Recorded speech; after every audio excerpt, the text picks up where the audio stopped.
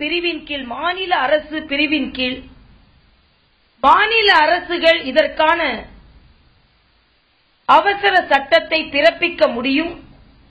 அதற்கு மத்திய அரசு ஒத்துழைப்பு வேண்டும். அந்த ஒத்துழைப்பை முழுமையாக நம்மால் நல்க முடியும் என்று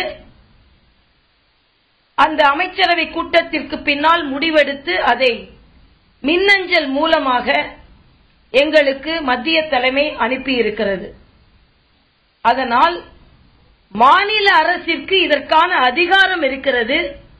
அந்த அதிகாரத்தை பயன்படுத்தி, ஏனென்றால் விளையாட்டு, பொருட்காட்சி போன்றவை மாநில அரசின் அதிகாரத்திற்குள் வருகிறது.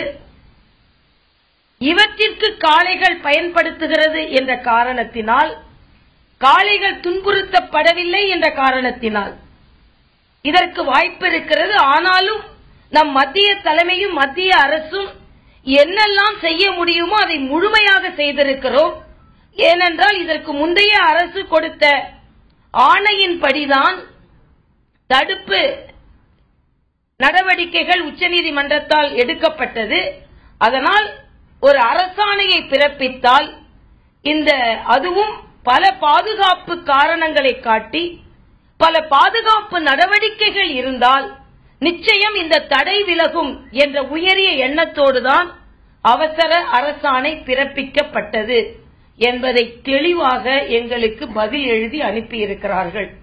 அதனால் எங்களது மத்திய தலைமை முழுவதுமாக ஆராய்ந்து சொல்லியபடி மாநில அரசிற்கு அந்த அதிகாரம் இருப்பதனால் மாநில அரசு இந்த ஜல்லிக்கட்டை நடத்துவதற்கான அவசர சட்டத்தை கொண்டு வர வேண்டும் என்ற வேண்டுகோள் வைப்பதோடு அதற்கு முழு ஒத்துழைப்பையும் மத்திய தலைமையும் அரசும் வழங்கும் என்ற கருத்தையும் நான் இங்கே பதிவு செய்கிறேன்.